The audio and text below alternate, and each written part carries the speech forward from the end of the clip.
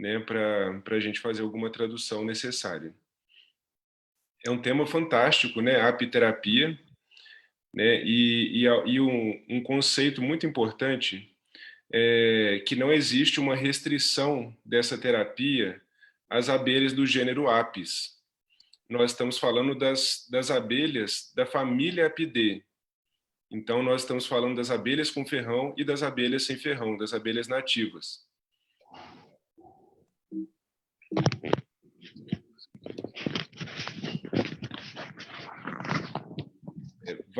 Na nossa história, vários grandes nomes utilizaram e falaram sobre esses produtos. Eu vou trazer algumas citações. E hoje, no mundo moderno, vários grandes artistas também, como, por exemplo, um creme com apitoxina, né, que nós chamamos de Bitox, ao invés de Botox. Né, então, todos aqueles nomes têm em comum o uso dos produtos apícolas. E eu tenho que agradecer, antes de tudo, a grandes professores que eu tive. Né, eu tive o prazer de conhecer a professora Vassaya Bankova. Quem lê artigos, principalmente sobre própolis, encontra com frequência esse nome. Eu tive a honra de aprender com essa professora na Alemanha e, inclusive, oferecer palestra ao lado dela. A minha amiga professora Gena, aqui do Brasil, que é especialista em abelhas nativas.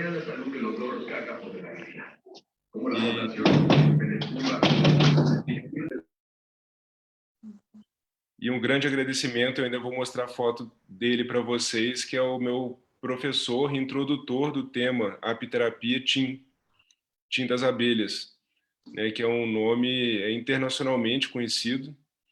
Eu me recordo que na primeira vez que eu estive na Alemanha, no congresso da Associação Alemã de Apiterapia, conversando com uns amigos apiterapeutas, perguntaram, poxa, mas você sabe bastante. E a minha resposta foi, eu aprendi tudo isso com o Tim. Né? Então é um grande agradecimento que eu tenho com relação a esse meu mestre das abelhas, né, que é o Tim.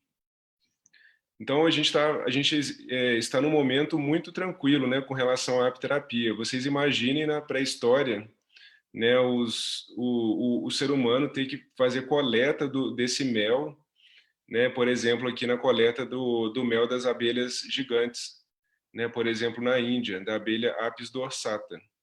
Imagina uma ferroada, eu fico imaginando uma ferroada de uma abelha dessa. Tá cortando um pedacinho para mim, mas dá para ler. Né, Hipócrates, né, o pai da medicina, ele indicava o mel como remédio universal. Então vocês imaginem o consultório médico do pai da medicina, Hipócrates. Todo paciente do pai da medicina, no mínimo, receberia uma indicação de um mel.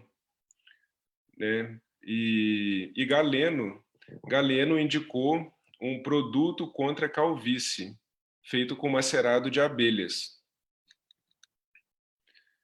E para falar de apiterapia, eu quero trazer um pouco da importância de um país pequenininho do leste europeu, a Eslovênia. Eu tive o prazer de realizar uma palestra e conhecer a Eslovênia. Esse é o centro de apiterapia do nosso querido amigo Karl Fogrinčić. E isso é por dentro do centro de apiterapia, e aqui são as colmeias. Né? Então ele tem dá para sentir lá dentro todo o ar da colmeia, né? Que é um dos produtos que podemos utilizar na terapia com as abelhas. Né? Então lá eles oferecem curso da massagem russa detoxificante com mel. Eu vou fazer até um parêntese aqui sobre essa massagem. Apenas por curiosidade, eu deixei o nome em esloveno em cima, né, falando da massagem com mel. A massagem com mel é uma técnica russa. Para realizar essa massagem, é importante fazer o símbolo do bastão de Mercúrio, né, que é o símbolo da medicina, nas costas do paciente. Eu tô brincando, não precisa fazer esse bastão, não.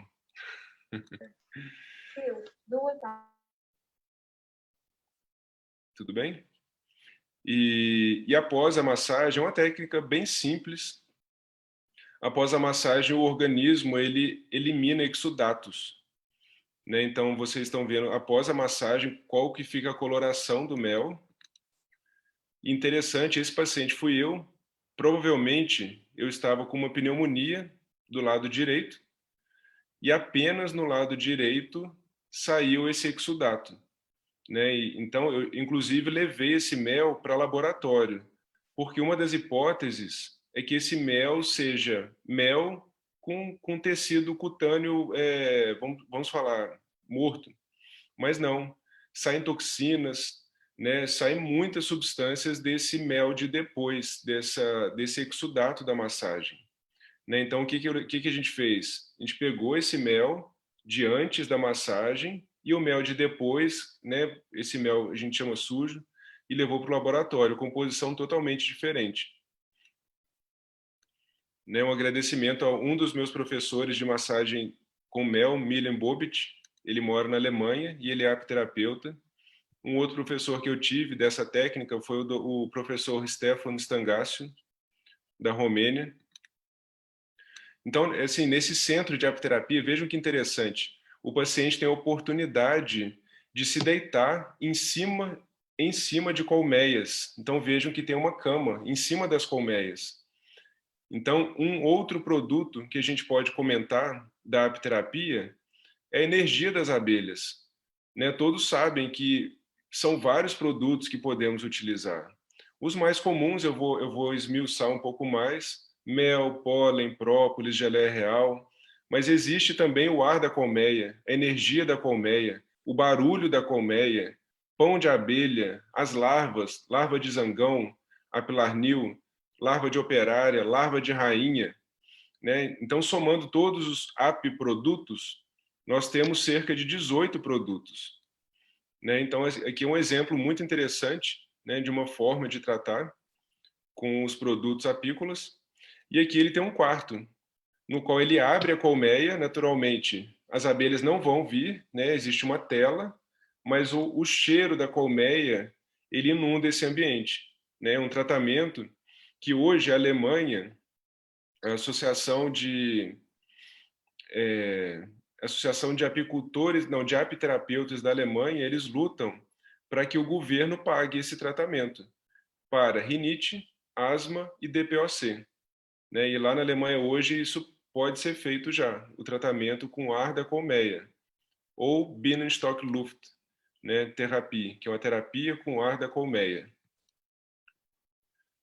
Então, e o mais importante disso tudo, Eslovênia. Por que é um país tão importante para a apiterapia? Porque lá se iniciou modernamente a terapia com a apitoxina, através desse médico, Dr. Philip Tert. Né, eu tive o grande prazer de conhecer o autor desse livro, o Dr. Gregor Pivet, que quando eu estive lá, ele era o diretor da Universidade de Maribor, na Eslovênia. E uma pequena história desse médico que iniciou o uso moderno da apitoxina. Então, o Dr. Philip Tert, ele nasceu na República Tcheca e morreu em Maribor, na Eslovênia. E ele possuía artrite reumatoide e ele era apicultor. Então, imaginem, naquele momento, né, o ano de 1850, 60, 70, não existia tratamento para artrite reumatoide. E lidando com as abelhas, ao levar picadas de abelhas em locais de dor, as dores dele começaram a melhorar. Pero no se ve, ¿no? Ahí está viendo el computador del señor, lo que el señor está proyectando. Ahí está, es lo que él está explicando. Pero no se escucha. Claro. Es por la señal.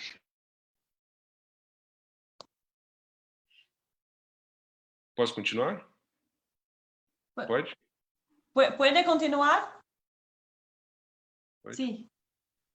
Então, esse Dr. Philip Tert, ele começou a tratar pacientes, depois de observar melhora nos sintomas dele, com as picadas das abelhas. E ele sistematizou e publicou esse resultado. Então, ele tratou cerca de 658 pessoas com picada de abelha, apitoxina, com artrite reumatoide. E desse montante, 543 se curaram, um tratamento único com picadas de abelha. 99 apenas melhoraram sintomas e 16 não melhoraram. Né? Então, um resultado fantástico, né, que foi, como repetindo, sistematizado e publicado no jornal vienense, no jornal científico, que existe até hoje, um jornal de grande renome. E para comentar de história também, eu quero apenas fazer um pequeno alerta, né, aos apiterapeutas, principalmente no Brasil, porque aqui a gente aprende que as abelhas, elas chegaram com os jesuítas, chegaram com os padres. E tudo bem, elas chegaram sim, as abelhas do gênero Apis, as abelhas Apis mellifera. E se esquecem de que aqui já haviam abelhas, assim como aqui não foi descoberto, já existiam índios aqui. Né? Então, quando a gente fala de apiterapia em nosso país, por exemplo, nós não podemos restringir ao uso das abelhas, exclusivamente ao uso das abelhas com ferrão, que são fantásticos, né? Mas nós podemos ampliar com o uso dos produtos das abelhas sem ferrão, dos meliponídeos.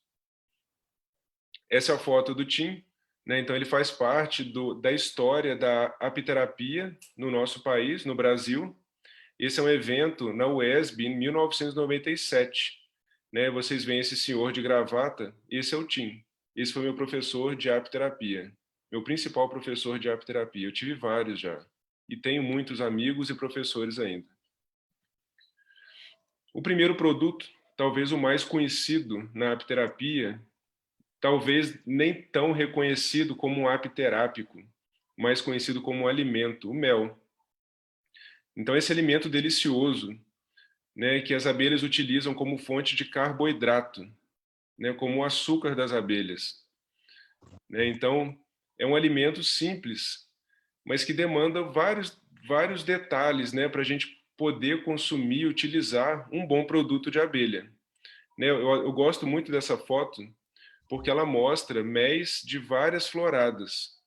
Eu vou mostrar para vocês um estudo feito lá na USP, Ribeirão Preto, em que mostrou a diferença de efeito antimicrobiano de méis de Apis mellifera e comparado com méis de meliponídeos. Então, cada cor de mel, cada florada de mel, cada mel de uma abelha diferente, tem, além de aromas, sabores diferenciados, possuem propriedades diferentes. Eu gostaria, em um segundo momento, saber a opinião de vocês, por exemplo, quanto ao mel manuka, porque realmente ele é o mais famoso. E o que eu vou mostrar para vocês é que ele não é tão bom assim. Né? Tudo bem que ele tem muita pesquisa, muito interessante tudo isso, mas ele tem muito marketing, diferente de muitos méis que eu vou apontar para vocês. Um detalhe interessante do mel, né, talvez todos aqui saibam disso, vocês vejam nessa foto, né, tem abelhas, um favo, né, e tem uma parte que o mel está tampado e uma parte que o mel não está tampado.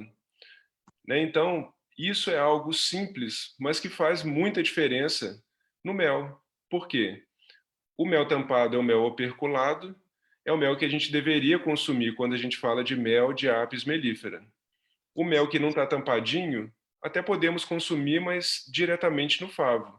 Mas é um mel que ele não é tão rico em enzimas e é um mel que ele possui um teor de água maior. É o chamado mel verde. Né? Então, o mel verde estocado, por possuir muita água, ele pode fungar, gerar fungos. Né? Então, veja que interessante, é algo simples, mas que pode fazer toda a diferença na hora de utilizar esse alimento tão simples, mas que pode trazer tantos benefícios para o ser humano. E repetindo, né, mel é um remédio universal. Apenas um detalhe interessante, eu gosto de indicar para crianças abaixo de 3 anos evitarem, Imaginem hoje um ser humano com expectativa de 90 anos de idade. Não tem necessidade arriscar, né, e indicar o mel para essa criança de 1, 2 ou 3 anos, porque existem estudos científicos que falam que uma criança até 3 anos não tem capacidade de metabolizar as toxinas do Clostridium botulino. Então a gente evita nesse momento, né? E depois temos muitos anos para poder consumir esse alimento fantástico, esse apiproduto. Né? Então vejam que é uma composição riquíssima.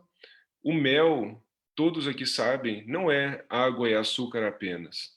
Né? Ele sim, ele tem muito açúcar, ele tem água, mas é uma composição riquíssima, são mais de 300 substâncias. E muitas delas são em quantidades pequenininhas, mas é isso que faz a diferença nesse produto. Para vocês terem ideia, existem estudos que... Eu vou mostrar um estudo do mel no diabetes tipo 1, que é um tipo de diabetes relacionado à autoimunidade, mas existem estudos que mostram que o mel ele é um possível medicamento antidiabético do diabetes tipo 2. E quais são uma das hipóteses? Não é o excesso de açúcar que ele tem, mas são esses micronutrientes, né, como esses minerais, as enzimas que o mel possui. Então imagine, o mel possui enzimas que quebram açúcar, quebram carboidrato, né, e fazem, por exemplo, com que esse produto possua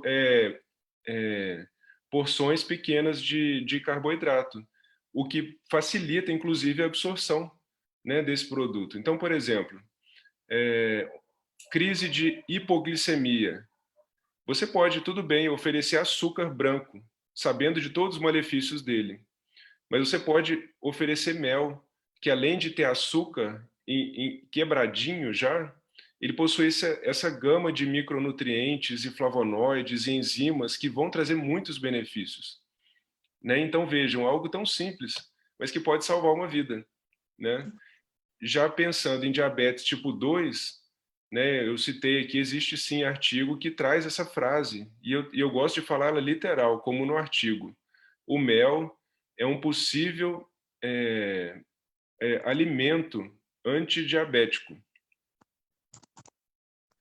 E o que é interessante nisso tudo? O mel, eu já mostrei um primeiro detalhe que fala de qualidade, que é o mel ele tem que ser um mel operculado ou um mel maduro, e é importante que esse produto não seja manuseado diferente de como as abelhas manuseiam. E eu vou explicar isso. As abelhas aquecem o mel? As abelhas colocam o mel para tomar sol? Não. Quem somos nós para querermos saber mais que as nossas queridas abelhas? Não somos nada. Né? Muitos pegam o mel cristalizado, por exemplo, essa cultura existe aqui no Brasil, e o mel pegam esse mel cristalizado e para descristalizar, colocam no sol, ou colocam em banho-maria. Isso é um crime, a gente não pode fazer isso. Porque ao fazer isso, a gente perde grande parte dessas substâncias que eu estou comentando. Perde algumas vitaminas, como vitamina C, a gente pode perder vitamina E, a gente perde enzimas, elas se desnaturam, perde-se os flavonoides, que são substâncias antioxidantes presentes, na maioria das vezes, em abundância em vários tipos de méis. Então, e além disso, a gente forma, com o aquecimento, substância tóxica, chamada HMF, hidroximetilfulfural. Né? Então, não aqueçam o mel, consumam ele in natura, cru. E veja que interessante, o pH do mel é um pH muito ácido. Então aqui vai uma dica. O ideal de quando consumir mel, tomar água. Por quê? O mel ele é ácido, mas ele é hidrofílico. O que é hidrofílico? Ele tem afinidade pela água. Então a gente consegue neutralizar esse excesso de acidez do mel tomando um pouquinho de água. E existem várias utilizações do mel. Né? Na alimentação, todos sabem muito bem disso. existe uma técnica russa, né, de fazer nebulização com mel, né, e assim, vocês veem que é muito complexo, né, utiliza-se 10% de mel, 90% de soro fisiológico apenas, e faz essa nebulização, né, então isso é uma receita russa para tratamento de vias aéreas superiores e inferiores. Né, existe a injeção endovenosa de mel, né, então esse professor, Mamdouh Abdulrahman, ele é um pediatra lá da Universidade do Cairo, no Egito. Ele pesquisou o mel para uso endovenoso e, enfim, eu vou mostrar um artigo dele também do mel para pacientes com diabetes tipo 1. O mel para feridas, vou mostrar rapidinho um artigo para vocês. Pomadas, shampoos, condicionadores e a própria massagem. Então, são várias utilizações que podemos fazer desse produto. Né? Então, a abelha não usa álcool em gel. Né? Então, um dos produtos que ela utiliza como desinfetante na colmeia, eu vou falar da própolis, mas no mel encontramos substâncias antimicrobianas. Isso eu vou provar para vocês. Né? Então, voltando naquele assunto, né, do que fazer e o que não fazer com o mel, né? Então, o mel ele sofre fotooxidação, né, quando ele é exposto à luz, principalmente luz solar, e inativação de enzimas, né, pela temperatura. Então, aqui são alguns detalhes de como manusear esse mel. O que seria ideal para esse produto? A gente utilizar vidro âmbar. Né? O mel no vidro transparente, ele não é um recipiente ideal, porque esse produto ele tem que estar em local escuro, vedado. Né? Então, por exemplo, encontraram méis em tumbas egípcias, em qualidade de uso. Mas por quê? Porque é um mel que estava bem vedado e não estava exposto à luminosidade. Então ele perde a validade, ele não vence. Né? Então eu não estou indicando para ninguém consumir mel vencido, mas um mel em condições excelentes de armazenamento, ele não estraga. E são várias utilizações, né, do mel. Eu gosto muito desse artigo. É um artigo de revisão que fala do mel, da própolis e da geleia real. Né? Então, mel, por exemplo, como protetor do estômago. Então, por exemplo, uma grande amiga minha e pesquisadora aqui do país, doutora Esther Bastos, ela estudou o efeito do mel de aroeira para essa questão, né, gastrite, H. pylori, encontrou excelentes resultados. Mel como anti-inflamatório, tratamento de feridas, muitos sabem disso já, cardioprotetivo, antioxidante, antidiabético. Essa é uma das perguntas que eu mais recebo nas mídias sociais. O diabético pode consumir mel? Né, às vezes eu rebato com a pergunta, o diabético come pão? O diabético come arroz? É lógico que come, né? Mas ele não vai, como qualquer ser humano, consumir em excesso. Talvez o diabético ele vá consumir menos, mas por que não vai utilizar mel? O mel possui tantas substâncias que podem o ajudar, naturalmente, numa dieta equilibrada. Né? Então, o mel ele possui efeitos antimicrobianos, antibacterianos, antifúngicos, e o mel possui características anticancerígenas. Existe uma tendência da medicina hoje, ou de alguns profissionais, alguns cientistas, de indicar algumas condutas para pacientes com câncer, de, por exemplo, muita carne, evitar açúcar, né? Muitos têm medo de carboidrato, mas o ser humano ele necessita de carboidrato. Né? Então, apenas um parêntese, no Japão, fizeram um grande estudo para avaliar se a dieta, por exemplo, com baixo índice de carboidrato, ela é boa e a com alto índice de carboidrato é boa. E o que eles encontraram de resultado? Uma dieta com restrição de carboidrato, as pessoas morrem mais do que uma dieta com excesso de carboidrato. Eu não estou falando aqui para ninguém consumir os extremos. O que eu estou querendo falar, na verdade, é a favor do equilíbrio. Né? Mas esse terror de carboidrato, isso já é bem mostrado. Então, o melhor estudo que existe hoje para tirar essa dúvida é esse. Né? Então, não tenham medo de carboidrato. A questão é equilíbrio, como tudo na vida.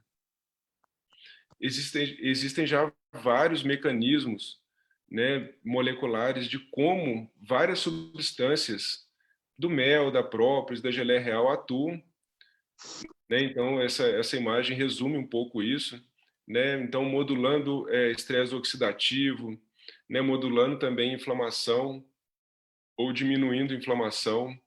Enfim, são vários mecanismos já reconhecidos, né, desses produtos. Esse é o estudo que eu comentei com vocês, né? Eu adoro citar esse artigo porque ele esclarece um pouco, né? E retira esse mito de que o mel manuka é o melhor mel. Eu gostaria de saber se no país de vocês muitas pessoas acham que o mel manuka é o melhor. Aqui no Brasil essa informação não chegou, graças a Deus. Mas, por exemplo, lá na Alemanha, na Suíça, Estados Unidos, Canadá, muitas pessoas têm certeza que o melhor mel do mundo é o mel manuka. E esse artigo aqui tira essa dúvida, vejam só. Então, o Dr. Matheus, ele pesquisou 13 méis, na verdade 12 méis de abelha sem ferrão. Eu gosto de colocar 3, porque ele separa o mel da Jataí em mineiro e paulista. Eu não vou colocar nessa apresentação, mas o mineiro é melhor, de Minas Gerais, daqui da minha região. 25 méis de apis mellifera, não pasteurizados. Ele compara com o xarope, né, o mel artificial, água com açúcar, e o famoso mel manuka. Por que o mel manuka ele é tão interessante? É interessante sim, eu não estou querendo falar mal dele, né, já falando. O mel manuka ele possui esse UMF, esse Unique Manuka Factor. É uma substância não peróxida que ela tem uma função antimicrobiana importante sim, muito bem elucidada pela ciência. Né? Mas a gente vai voltar nesse tema. Então, o que esse estudo fez? Ele avaliou alguns micro-organismos e a função antimicrobiana de todos esses produtos. Mel manuka, mel de 25 floradas diferentes, né, de apis mellifera, e mel de 13 abelhas sem ferrão diferentes. E xarope, água com açúcar. Vamos ver o resultado. Então, um dos causadores desse fungo, dessa onicomicose, né, esse fungo de unha do pé, é esse tricófito rubro. Né? Vocês podem ver a imagem, o que ele faz no dedão. Isso é muito comum. E realmente, o mel manuka, quando comparado com o xarope de água com açúcar e com vários méis de apis mellifera, vejam só, ele é fantástico. Ele é o melhor comparado com esses outros. Agora, quando a gente compara com alguns méis de abelha sem ferrão, tadinho, ele fica muito para trás. Né? Então, por exemplo, o mel da abelha borá e da abelha canudo, né, eles dão um show nesse mel manuka. Né? Então, veja, esse mel manuka é fantástico? Sim, quando comparado com outros méis de apis mellifera. Agora, quando a gente compara com as nossas queridas abelhinhas sem ferrão, coitado, ele fica muito para trás. Então, essa informação a gente tem que mostrar para essas pessoas que acham que mel manuka é o melhor que existe. Que mel manuka, ele pode ser pagado qualquer fortuna que a família só vai consumir ele. Né? Olha que informação fantástica. Né? Ou então, eles compararam também Escherichia coli. Mel manuka, sim, ele é o melhor, vejam, com relação aos outros méis de apis mellifera e o xarope. De novo, quando compara com mel de abelha sem ferrão, no caso a miringuaçu e a iraí, o mel manuka ele fica bem para trás. Né? E aí a ideia que eu já estou falando, acho que pela milésima vez, eu falei isso a primeira vez lá na USP, Ribeirão Preto, né? Então a gente vai falar de um Unique Stingless Bee Factor, né? Um fator único das abelhas sem ferrão, né? Porque ela tem um efeito antimicrobiano possivelmente muito superior do que o mel manuka. Né? Então, continuando alguns outros estudos interessantes sobre o mel, né? O mel ele acelera o crescimento de bactérias boas. Todos devem saber que o ser humano ele possui mais micro-organismos do que células, né? São vírus, fungos, bactérias e outros micro-organismos, né? Então a gente é mais micro-organismo do que célula. E só que nós temos boas e ruins. O mel, ele tem a capacidade de estimular alguns tipos específicos de bactérias a se desenvolverem com maior facilidade. Uma das explicações é a presença de pré-biótico. O que é o pré-biótico? É uma substância capaz de fazer crescer as bactérias, principalmente as boas. Então, olha só, pode haver um estímulo de até 100 vezes, né, algumas cepas de lactobacilos, que são benéficos para o ser humano. Um tema importante, né, isso é um problema mundial, não é um problema apenas brasileiro, né, nem é um problema apenas da América Latina, que é a falsificação, né? Então, isso é uma lástima ter que falar isso, né, mas temos que tomar cuidado, porque o que acontece? Eu estou falando de produtos com potencial antioxidante, antimicrobiano, antidiabético. Agora, quando eu uso um xarope de água, açúcar e cheiro de mel, naturalmente isso aí já muda. Isso aí é um veneno, isso faz mal. Então é algo importante, né? Toda vez que formos consumir um produto, um mel, por exemplo, a gente tem que saber a origem. A gente tem que saber se o camarada que vai manusear esse produto, ele sabe o que está fazendo. Outro risco, que eu não coloquei aqui no slide, são os meleiros, os ladrões de mel. O que é um meleiro? É um camarada que não sabe lidar com uma abelha, ele nem respeita a natureza, mas ele encontra uma colmeia e ele vai roubar o mel todo dessa colmeia e vai vender. E qual que é o problema disso? Ele não sabe nem o que é higiene. Ele, com a mão suja, ele lida com aquilo e talvez é ele que vai causar uma contaminação do mel, por exemplo, com algum tipo de hepatite, com Clostridium botulinum, né? Então, é um risco enorme consumir o mel de um ladrão desses, né? Então, a gente tem que consumir mel de quem? De um apicultor, de uma empresa conhecida, né? Então, a gente tem que saber da fonte do produto que vamos consumir.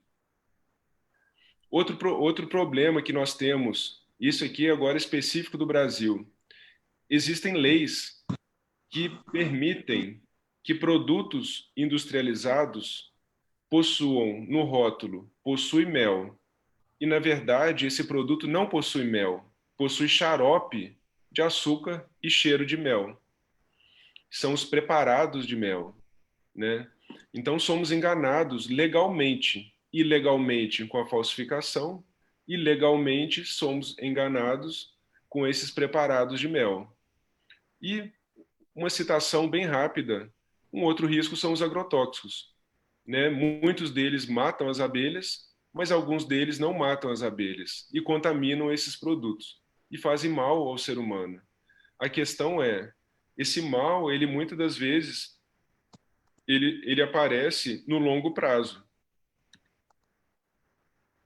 Esse é o artigo que eu comentei com vocês, do professor Dr. Mamdouh Abdurrahman, lá da Universidade do Cairo, no Egito. Então, ele tem esse estudo mostrando o benefício do mel para pacientes com diabetes mellitus tipo 1. Né? Então, vejam, o consumo a longo prazo do mel pode ter efeitos positivos sobre transtornos metabólicos do diabetes tipo 1. Isso é fantástico. Né? Então, todos deveriam ter essa informação. Né? Então, a gente não vai indicar que um diabético consuma 1 quilo de mel por dia, nem uma pessoa saudável, mas é interessante, em uma dieta equilibrada, introduzir um alimento desse. Esse sou eu, no congresso da Alemanha de apiterapia. Uma empresa levou a injeção de mel e houveram alguns voluntários. Eu fui um deles.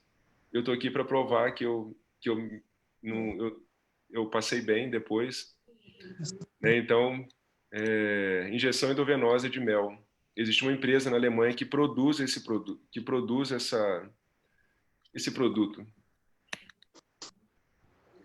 Um dos hospitais que eu estudei na Alemanha, que eu fiz estágio, foi lá em Berlim, em Havelhöhe. Eles publicaram um artigo mostrando tratamento de ferida de pé diabético com mel. Eles usaram mel manuka. E vejam essa fotinha, eu acho bem elucidativa, né, mostrando, né, como que cicatrizou.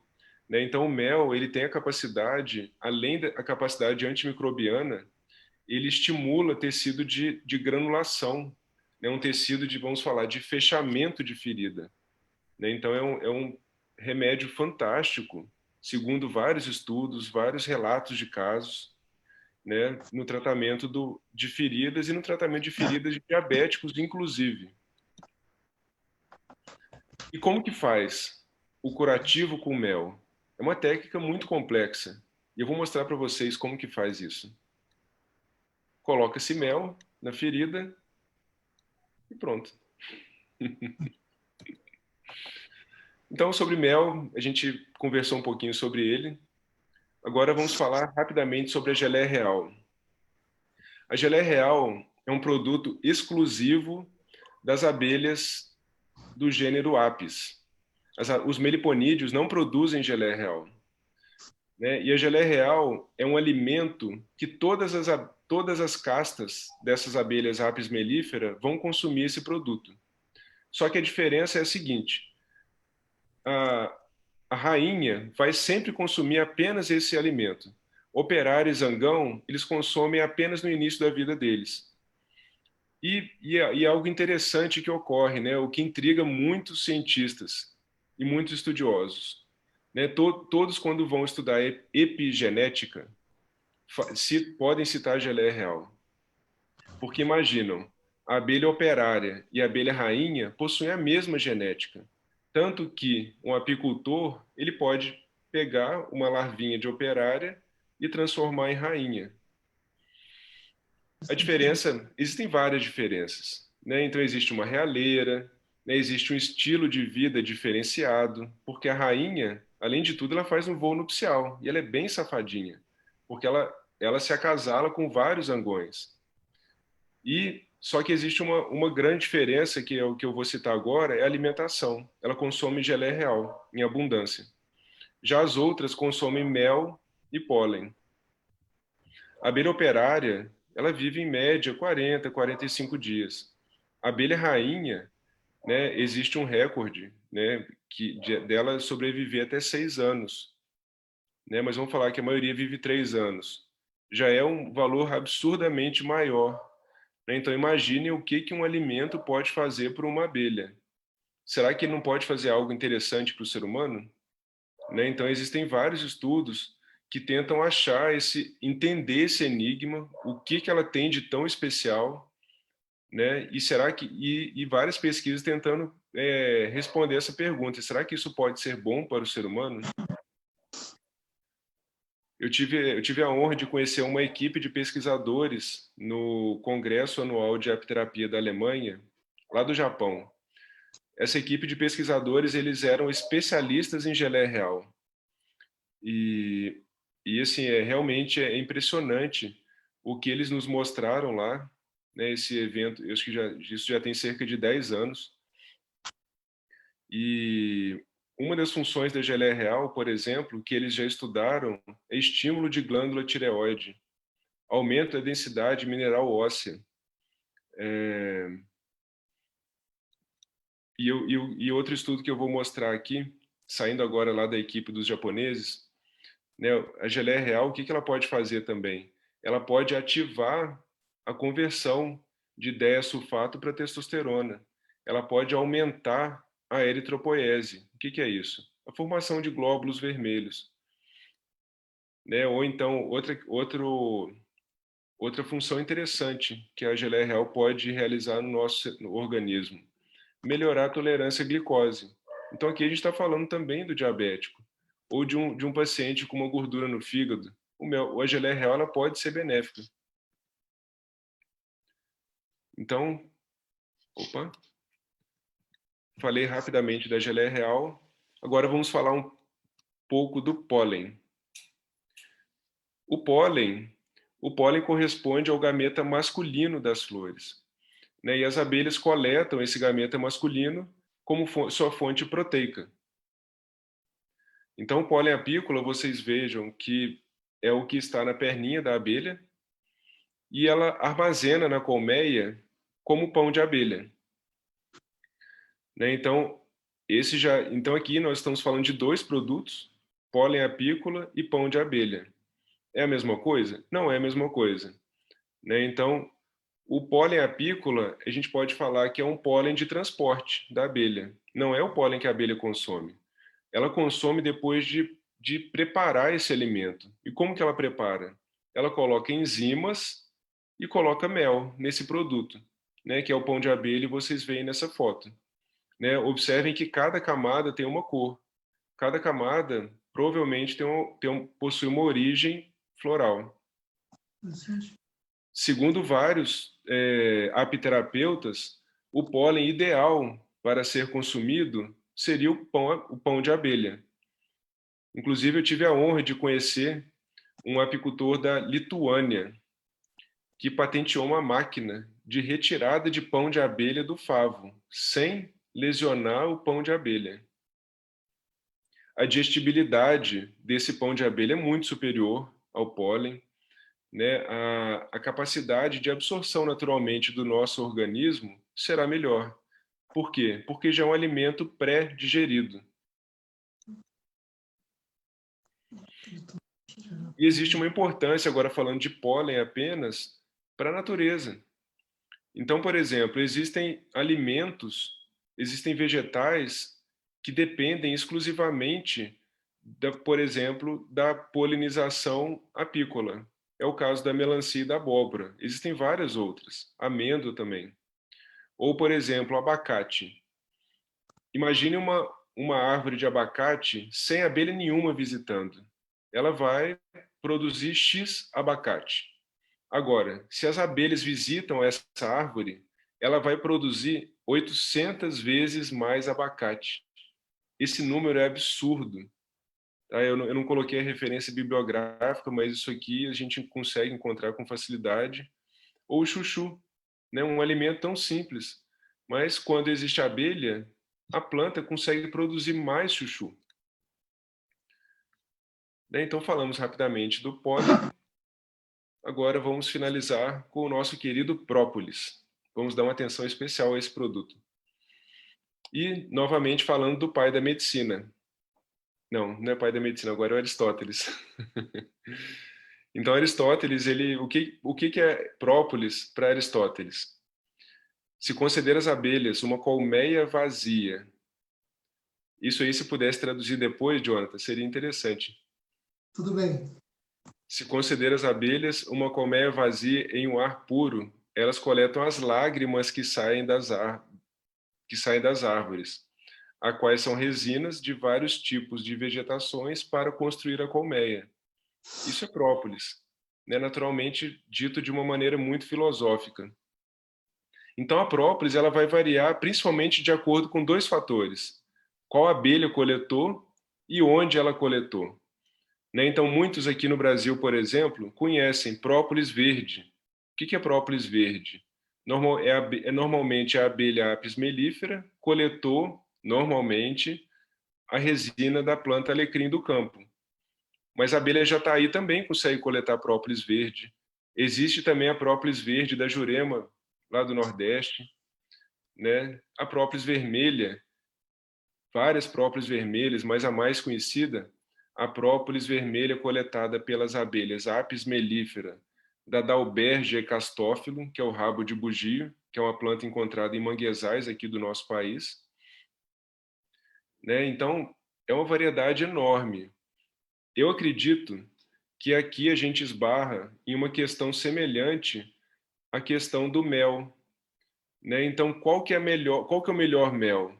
A gente não tem essa resposta.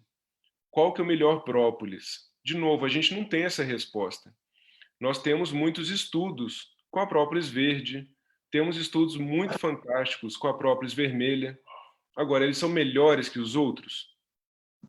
Se alguém responder isso, primeiro, ele é arrogante, segundo, ele não sabe o que está falando, né? Porque não existe estudo comparando essa diversidade enorme de própolis. Só das abelhas sem ferrão é uma variedade enorme. Não dá para falar qual que é melhor. Agora, dá para a gente falar sim que a composição da própolis verde, do alecrim do campo, que é a própolis vermelha da Albergia castophilum, são produtos que impressionam.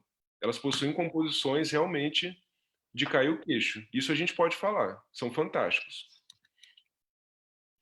Então, a própolis, existem estudos que mostram mecanismos, atuações, possíveis atuações fantásticas dela, né? Então, muito conhecida a atuação antimicrobiana, né? Nessa imagem não tem atuação anestésica. Eu convido todos vocês a mastigarem um pedaço de própolis verde, né? Então, assim, é algo totalmente picante, só que depois a boca fica dormente, né? Então, existe essa capacidade também. Então, modulação de flora bucal, eu vou mostrar para vocês. Então, gente, é muito inteligente, né? Então, vocês imaginam, a própolis, ela faz algo semelhante ao mel com a flora intestinal. A própolis, ela consegue matar micro-organismos que não são bons para o ser humano e consegue manter também alguns micro-organismos interessantes para o ser humano. Então, é de uma sabedoria enorme, né? Ela tem um alvo, ó, esse aqui é ruim, esse aqui é bom, e ela escolhe. Então, vejam, nesse estudo, né, foi mostrado que o creme dental de própolis, ele reduz o crescimento de bactérias patogênicas, né, na nossa, pertencentes à flora bucal. Né? E a gente sabe que, por exemplo, existe associação entre essa flora bucal patogênica e alguns tipos de câncer. Então, indiretamente, a gente pode falar que o uso da própolis, ela pode prevenir alguns tipos de câncer por modulação de flora bucal. Vejam que fantástico isso. Cenas para o próximo capítulo. Aqui eu quero deixar vocês muito curiosos. Então, alguns meliponicultores, um meliponicultor do sul, desse meliponário Aeretama, ele descobriu própolis azul de mandaçaia, que é uma abelha nossa sem ferrão. Né? Mas a gente está encaminhando, eu faço parte do grupo de estudo dessa própolis, e a gente vai encaminhar agora para o laboratório, a doutora Giana vai investigar, né? A gente vai fazer, enfim, não posso falar muita coisa. A famosa própolis verde, a nossa querida própolis verde, né? Essa é o alecrim do campo, ou Baccharis dracunculifolia. Então, a abelha Apis mellifera, ela vai coletar, né, as beiradinhas dessa plantinha e vai fazer a própolis verde. O aroma dessa planta, para quem não conhece, é delicioso. Né? Muitos nossos antepassados faziam vassoura para varrer a casa. E segundo a nossa cultura, a vassoura de alecrim do campo, ela ajuda inclusive a tirar a energia ruim da casa. Essa é a da Albergia castophilum, ou rabo de bugio.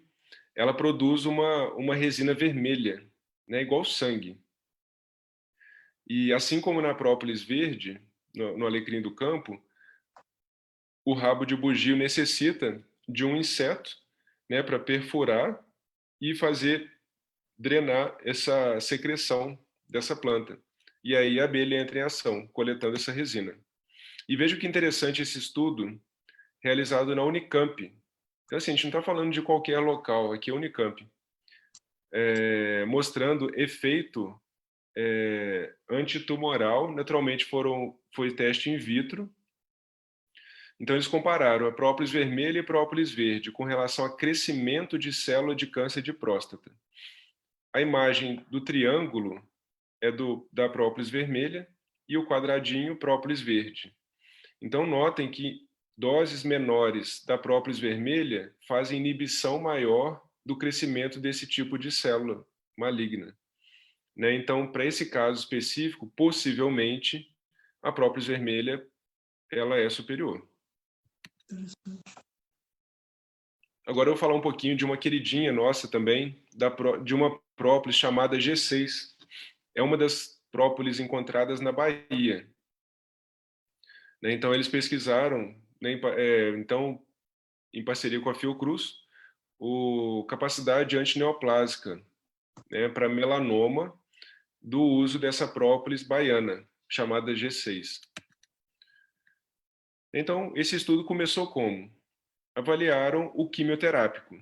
Então, a doxorubicina, vocês vejam que quanto maior a dose, maior o efeito quimioterápico. Compararam naturalmente com o grupo controle, que é o pretinho. Então, doxorubicina quimioterápico funciona maravilhosamente bem para linhagens, células de melanoma. E compararam com o extrato de própolis G6, baiana. Vejam que o resultado é muito semelhante. Altas doses de própolis G6 fazem uma inibição de crescimento tumoral de células de melanoma semelhante a um quimioterápico. E muito maior, inclusive, do que o grupo controle. Então, esse estudo foi realizado in vitro e em animal, né? E algo muito interessante, uma das grandes diferenças do quimioterápico para essa própolis vermelha é a toxicidade. Esse quimioterápico, ele possui, por exemplo, toxicidade cardíaca. Então, altas doses podem lesionar o coração. Já a própolis, essa própolis, toxicidade zero. Né? Então, aqui mataram o ratinho, né, para avaliar o crescimento do tumor no grupo controle e no grupo que fez o uso da própolis. E o resultado foi realmente muito interessante. E fecharam essa pesquisa de maneira brilhante. Eles coletaram a planta que a abelha coleta resina. Então, eles identificaram uma planta chamada Iptis divaricata, né? É dela que a abelha coleta a resina para fazer essa própolis e levaram para o laboratório para avaliar a inibição desse tipo de célula. E observaram que não tem resultado, né? Mostrando que para haver esse efeito antitumoral, precisa-se ser manufaturada, mas não por qualquer um, pelas abelhas. Então, as abelhas transformam, né, essa planta em um super medicamento, né, em um super alimento. Tá? Então, assim, é uma ressalva que eu tenho que fazer com vocês. A gente está falando de alimentos, a gente está falando de estudos in vitro e em animal. E esse outro estudo aqui, ele mostra efeito antimicrobiano. Eu coloquei ele aqui mais por curiosidade. Quanto menor o número, maior o efeito antimicrobiano. Foram comparadas própolis verde, que é a G12, vermelha, G13 e vários outros antibióticos. Então, vocês vejam que a própolis ela pode ser melhor do que alguns antibióticos, a verde pode ser melhor que a vermelha em algumas situações, a vermelha pode ser melhor que a verde. Então, assim, o que eu quero mostrar aqui é o seguinte, a gente não sabe qual que é melhor. Então, em cada situação, vai haver um produto de melhor qualidade. E a gente não tem essa resposta ainda. Qual que é o melhor? Eu falei que a gente ia fechar com a própolis, mas a gente vai fechar com a aptoxina. Né? Então, muitos acham estranho, né? Mas como assim? É um veneno. Né? Como é que é uma terapia que vai usar veneno? Sim.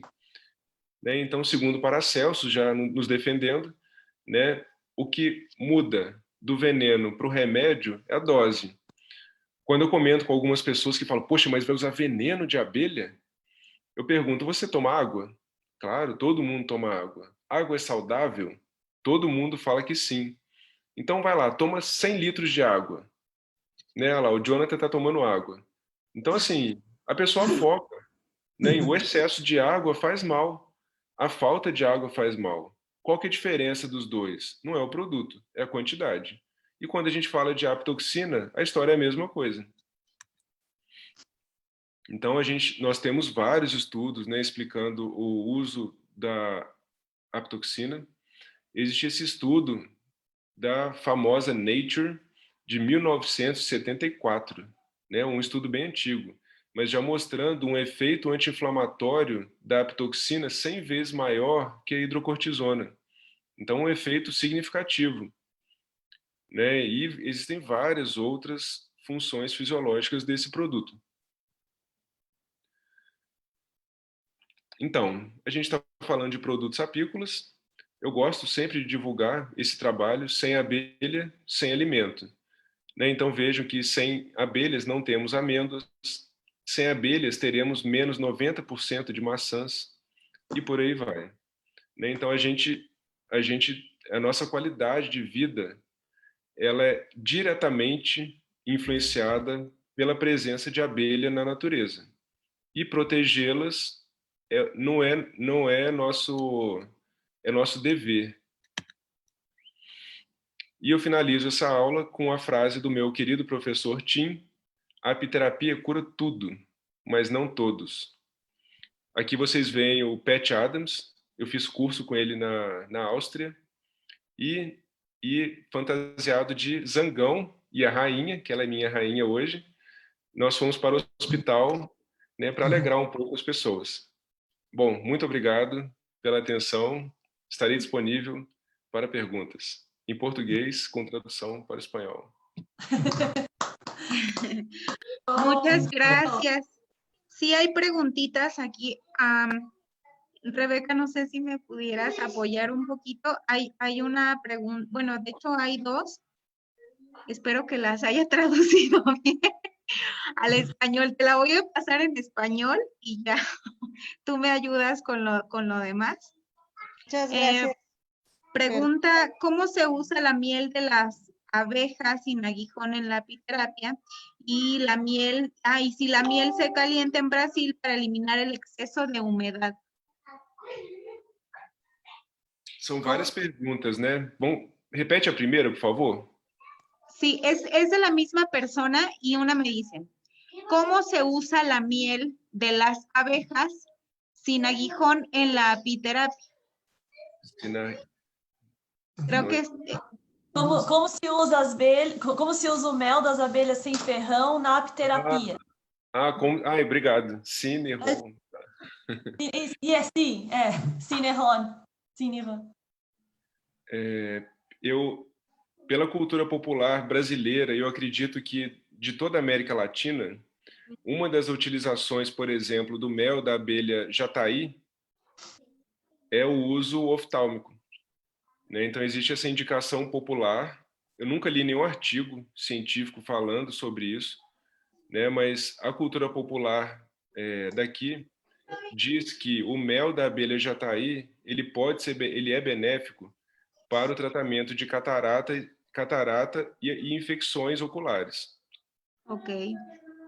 E podemos utilizar esses produtos, esses méis das abelhas sem ferrão, consumindo eles como alimentos. Primeiro, porque traz uma felicidade enorme, porque são muito gostosos.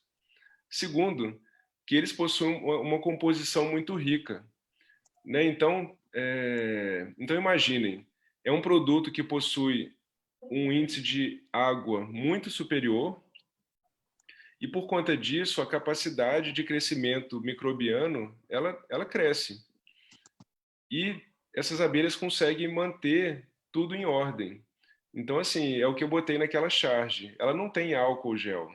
Ela tem que colocar algo a mais ali para ter efeito antimicrobiano, né? Então, voltando à pergunta, o uso desse produto pode ser via oral, né? Então, pensando nas enzimas que a abelha coloca ali, nos micronutrientes, né? Então, o consumo oral talvez seja o principal desses méis. Micael, Muchas gracias. e o própolis? Eu tinha mais uma pergunta. E o própolis, também para concluir? Você poderia falar sobre as abelhas sem ferrão, o própolis, que também é produto, né? Vamos finalizar esse monte de pergunta dela, depois eu posso passar para a sua? Pode ser, Jonathan? Pode ser? Tudo bem. Rebeca. Puede hacer la próxima pregunta. Okay. La otra parte de la pregunta era que si en Brasil se calienta la miel para quitarle la humedad. E se esquenta o mel aqui no Brasil? Para tirar a umidade? Sim. Então, o o aquecimento, normalmente, ele é realizado para descristalizar, para desumidificar. É uma possibilidade, mas empobrece o produto, né? Então, não é uma boa opção. Então, assim, é algo que eu sempre comento. Você quer aprender sobre produtos das abelhas ou algum produto da natureza? Observe o que a natureza faz com ele. Isso é filosofia goetheana, né? Isso é goetheanismo, fenomenologia, né? Então, a gente primeiro observe como na natureza é utilizado, como ele é manipulado. A abelha não vai aquecer, não vai botar no sol. A gente não vai fazer nada do que ela não faz. A gente não sabe mais que ela, né? Então, o mel não pode ser aquecido. Para desumidificar, existem várias técnicas, né? Principalmente a dos méis de meliponídeos, né? Eu não vou citar elas aqui, né? E dos méis das abelhas com ferrão, o detalhe importante é colher apenas mel operculado e, se for haver manuseio em local úmido, desumidificar o ambiente. Esses são os cuidados que devem existir.